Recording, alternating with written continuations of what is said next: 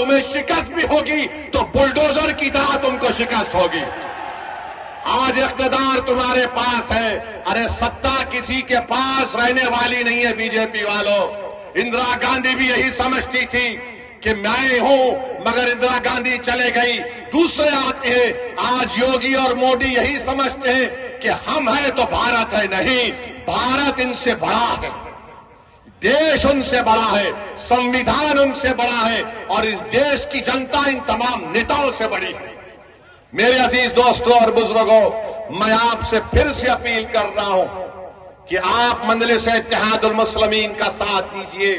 आप जानते हैं कि बुढ़ाना में नबी करीम सल्लल्लाहु अलैहि वसल्लम के शान में किसी ने अनाप शनाप बकने की कोशिश की तो क्या कोई लाल टोपी पहनने वाला गया था?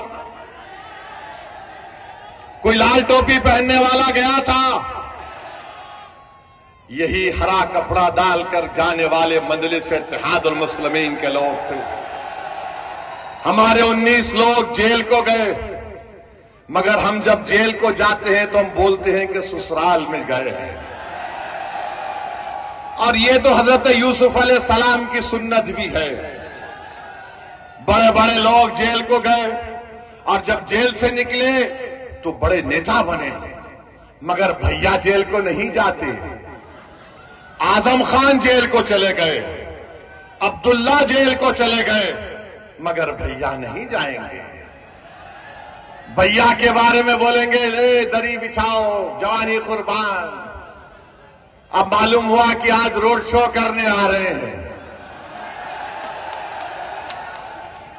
अखिलेश, आपने गलत टाइम लिया यहां पर आने का आज है?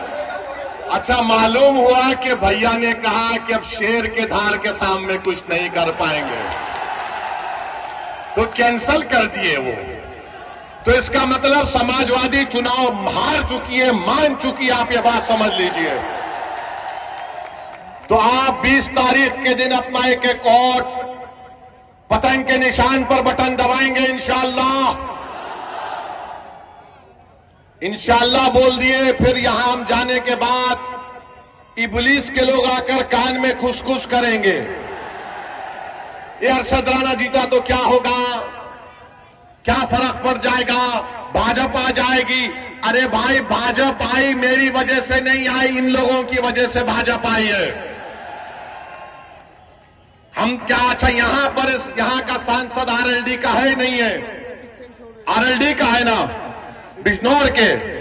आपने वोट दिया, किसको दिया? आपने आरएलडी को तो वोट नहीं दिया ना।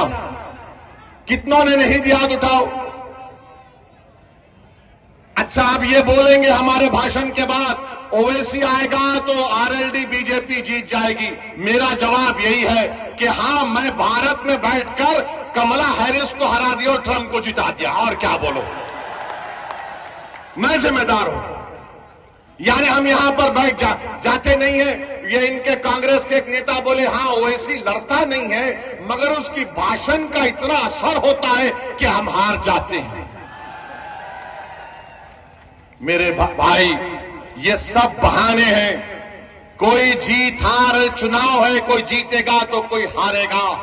आपसे हम अपील करने आए हैं कि मुत्तहिदा तौर पर 20 तारीख के दिन आप लोग अपना एक एक वोट का इस्तेमाल करिए, पतंग के निशान पर बटन दबाइए, उत्तर प्रदेश में मजलिस इत्तेहादुल मुस्लिमीन को मजबूत करिए।